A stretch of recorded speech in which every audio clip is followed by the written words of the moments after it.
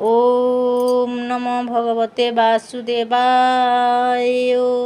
सप्तत्रिंशोऽध्याय श्रीकृष्णଙ୍କ गुणवर्णना। श्रीशुकवाच शुण राजन दंडधारी गोपरे जेते नर नारी कृष्ण महिमा गोपे चाही कहती यशोदा बसाई शुण गो नंदर घरणी तो सुत कृष्णर काहाणी ଯମୁନା କଦମ୍ବର ମେଳେ ବେଣୁ ବଢ଼ାନ୍ତି କୁତୁହଳେ ନୟନ ବାଙ୍କେ ଚାହିଁ ଧୀରେ ମୁରଲି ଲଗାଇ ଅଧରେ ଅଙ୍ଗୁଳି ବେଣୁ ରନ୍ଧ୍ରେ ଦେଇ ତ୍ରିଭଙ୍ଗୀ ଛନ୍ଦେ ଉଭା ହୋଇ ଆକାଶେ ସିଦ୍ଧ ଗଣ ତୁଲେ ଦେବ କାମିନୀ ମୋହ ଗଲେ ଲଜ୍ଜା ଛାଡ଼ିଲେ କାମ ଭୋଳେ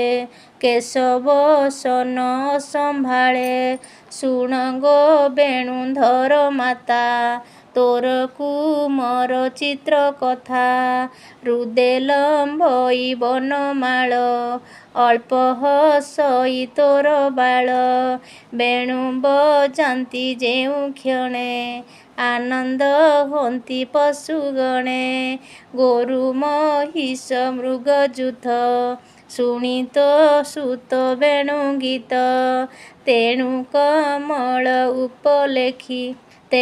କମଳ ଉପେଖିଲେ ମୁରଲି ନାଦେ ଚିତ୍ତ ଦେଲେ ବସା ଯେ ମୁଖ ଦେଇ ସ୍ତନେ ଶୁଣନ୍ତି ମୁଦ୍ରିତ ଲୋଚନେ ଚିତ୍ର ପ୍ରତିମା ପ୍ରାୟ ହୋଇ ଜନ୍ତୁଙ୍କ ଚକ୍ଷୁ ନ ଚଳଇ ସ୍ତବକ ପୁଷ୍ପ ଶିଖି ପୁଛ ରଙ୍ଗଭୂଷଣ ମଲ୍ଲକାଛ ଆମ୍ଭ କୁମର ଘେନି ସଙ୍ଗେ ଗୋରୁଙ୍କୁ ଚରାନ୍ତି ସୁରଙ୍ଗେ ନଦୀ ଯେ ବହୁଥିଲେ ବନେ ଶୁଣି ତୋ ସୁତ ବେଣୁ ଶୋନେ ପବନ ବହେ ସ୍ଥିର ହୋଇ ତୋ ସୁତ ପାଦେ ଚିତ୍ତ ଦେଇ ପବନ ଆଣିଲା ଉଡ଼ାଇ ଆମ୍ଭେ ତରିଲୁ ଗୋପ ଗାଇ ଚଞ୍ଚଳ ଉଜାଣି ଲହରୀ ଅଳପ ଧୀରେ ବହେ ବାରି ଆମ୍ଭ ବାଳକ ସଙ୍ଗେ ଥାଇ ଆଦି ପୁରୁଷ ପ୍ରାୟ ହୋଇ ଗିରି ନିକଟେ ପଶୁ ଗଣେ ଚରନ୍ତି ତୃଣ ତୋଷ ମନେ ଗୋରୁଙ୍କ ନାମ ବେଣୁ ଶୋନେ ଡାକନ୍ତି ମଧୁର ବଚନେ ଲତାଏ ତରୁ କୁଆ ବୋରି ଫଳ ପଲ୍ଲବ ପୁଷ୍ପେ ଭରି ବୃକ୍ଷେ ହୋଇଲେ ପୁଲକିତ ଶୁଣି ତୋ ସୁତ ବେଣୁ ଗୀତ ମଧୁ ବରସିଲେ ଗହଳ ଯେହ୍ନେ ନୟନୁ ଅଶ୍ରୁ ଜଳ ସୁନ୍ଦର ରୂପ ତୋ କୁମର ତୁଳସୀ ମାଳ ଲମ୍ବେ ଉର ଗନ୍ଧେ ଭ୍ରମର ନ ଛାଡ଼ନ୍ତି ତେଣୁ ସବଦେ ଆବରନ୍ତି ନଦୀ ତଡ଼ାଗ ଜଳେ ଥାଇ ହଂସ ସାରସ ସ୍ଥିର ହୋଇ ମନ ନିରୋପି ବେଣୁ ଶୋନେ ମୁଦ୍ରିତ ହୁଅନ୍ତି ଲୋଚନେ ନାନା କୁସୁମେ ବେଶ ହୋଇ ରୋହିଣୀ ସୁତ ସଙ୍ଗେ ଥାଇ ପର୍ବତ ପାଶେ ତୋର ବୋଳା ସବଦେ ବ୍ରହ୍ମାଣ୍ଡ ମୋହିଲା ଇନ୍ଦ୍ର ବଚନେ ମେଘ ମାଳେ ସୁନ୍ଦର ଗଗନ ମଣ୍ଡଳେ ମିତ୍ରର ଶ୍ରମ ବନେ ଚାହିଁ ମେଘ ଟେକିଲା ଛତ୍ର ଦେଇ ଗୋପେ ବିବିଧ ରସେ ପୁରୀ ମିଶାଇ ବେଣୁ ନାଦ କରି ଶପଥ ସ୍ୱରେ ବେଣୁ ବାଇ ବାଙ୍କ ନୟନେ ଧୀରେ ଚାହିଁ ତୋର ନନ୍ଦନ ବେଣୁ ଶୋନେ। ବ୍ରହ୍ମା ଶଙ୍କର ଇନ୍ଦ୍ର ମନେ ମୁନିଙ୍କ ସଙ୍ଗେ ବନ ମଧ୍ୟେ ମୋହ ହୋଇଲେ ବେଣୁ ନାଦେ।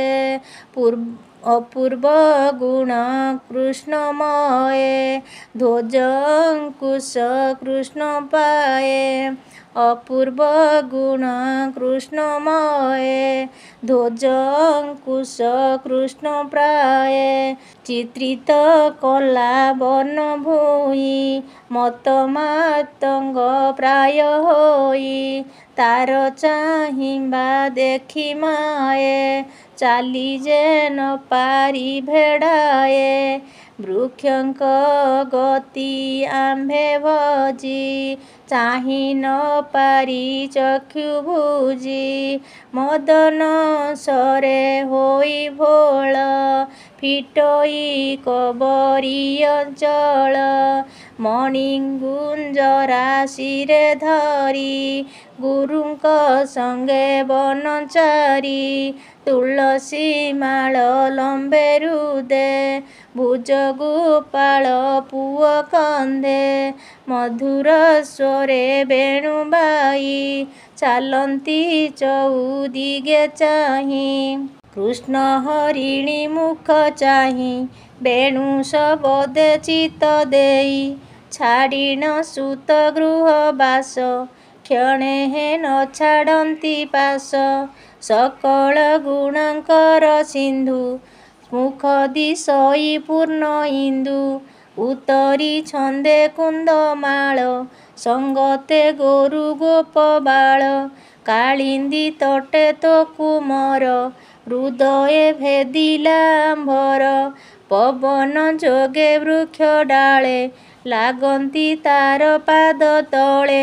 ତ୍ରିଦଶ ବାଦ୍ୟ ନାଦ କରି ସ୍ତୁତି କରନ୍ତି ବ୍ରହ୍ମଚାରୀ। ବିବିଧ ରଙ୍ଗ ଉପହାର କେ କହୁ ମହିମା ତାହାର। ଇନ୍ଦ୍ରର ଛଳେ ତୋ କୁମର କରେ ତୋଳିଲେ ଗିରିବର। ବ୍ରହ୍ମା ଶଙ୍କର ଆଦି କରି ବନ୍ଦିଲେ ତାର ପାଦ ଧରି। ଗୋଧନ ଘେନି ଦିନ ଅନ୍ତେ ପଥେ ଆସନ୍ତି ଗୋପୀନାଥେ।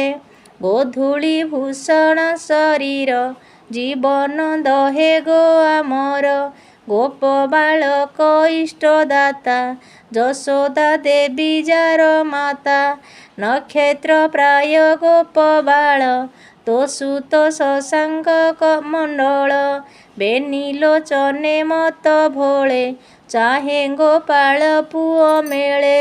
ଗୁରୁଙ୍କ ଧୂଳି ମୁଖେ ମିଶି ବଦରି ଫଳ ପ୍ରାୟ ଦିଶି। ରତ୍ନ କୁଣ୍ଡଳ କର୍ଣ୍ଣେ ଶୋହେ ରୂପେ କୋଟିଏ କାମ ମୋହେ। ଚାଲଇ ମତ ଗଜ ଛନ୍ଦ ମୁଖତା ପୂର୍ଣ୍ଣିମାର ଚାନ୍ଦ। ଆମ୍ଭେ ଗୋ ଚାହିଁ ତାର ମୁଖ ଖଣ୍ଡୁ ବିରହ କାମ ଦୁଃଖ। ନନ୍ଦ ଘରଣୀ ଆଗେ ଯାଇ ଏମନ୍ତ କୃଷ୍ଣ ଲୀଳା କହି। ଗୋପୀ ଯେ କୃଷ୍ଣ ପାଦେ ଚିତ ଦିନକୁ ଦିନ ଅବିରତ। ଛାଡ଼ିଲେ ଭବ ମାୟା ଭ୍ରମ କୃଷ୍ଣ ହିଁ ନ ଜାଣନ୍ତି ୟାନ। ସେ ଗୋପୀ ଗୋବିନ୍ଦ ପୟରେ ମୋ ମନ ଥାଉ ନିରନ୍ତରେ। ନାମ ମୋହର ଜଗନ୍ନାଥ ଭକ୍ତି ସେ ଛାଡ଼ି ଅବିରତ। ବ୍ରାହ୍ମଣ କୁଳେ ଜାତ ହୋଇ ହରିଙ୍କି ଭକ୍ତି ମୋର ନାହିଁ। ସୁଜନ ଜନ ହରି ପଥେ ସେବକ କରି ଦିଅ ମୋତେ। ନିରତେ ଭଜ ଦୃଢ଼ ଚିତ୍ତେ ହରି ଚରଣେ ଅବିରତେ। ନିବିଡ଼ ମୋହ ଜଳେ ଥାଇ କୃଷ୍ଣ ଚରଣେ ଚିତ୍ତ ନାହିଁ। ଏ ଘୋର ସଂସାର ସାଗର ଏବେ ହୋ ବିଶ୍ୱାସ ନ କର। ଏ ଘୋର ସଂସାର ସାଗର ଏଣେ ହୋ ବିଶ୍ୱାସ ନ କର। ବ୍ରହ୍ମ ହୁଁ କୀଟ ଜନ୍ମ ଯାଏ ସକଳେ ପଡ଼ି ମାୟା ମୋହେ। କେବଳ ଗୋବିନ୍ଦ ଭରସା ଛାଡ଼ି ସକଳ ମାୟା ଆଶା। ପଥିକ ଯେହ୍ନେ ପଥ ଶ୍ରମେ ମିଳନ୍ତି କୃଷ୍ଣଙ୍କ ଆଶ୍ରମେ। ଶ୍ରମ ସରିଲେ ଯେଝା ମତେ ଚଳନ୍ତି ବୃକ୍ଷ ଥାଇ ପଥେ। ଏସନ ସଂସାର କୁଟୁମ୍ବ ସୁଖ ଦୁଃଖର ପରାଭବ। ଗୋବିନ୍ଦ ବିନା ଆଶ୍ରେତାର ଅନ୍ୟଥା ନାହିଁ ପ୍ରତିକାର। ପୁରାଣ ଶ୍ରୀ ଭାଗବତ କହିଲା ବିପ୍ର ଜଗନ୍ନାଥ। ଇତି ଶ୍ରୀମଦ୍ଭାଗବତେ ମହାପୁରାଣେ ପାରମହଂସ ସଂହିତାୟା 82 ଦଶମ ସ୍କନ୍ଧେ ଶ୍ରୀକୃଷ୍ଣ ଗୁଣବର୍ଣ୍ଣନେ ନାମ ସପ୍ତତ୍ରିଶୋऽଧ୍ୟାୟ। ଓಂ ନମୋ ଭଗବତେ ବାସୁଦେବାୟ।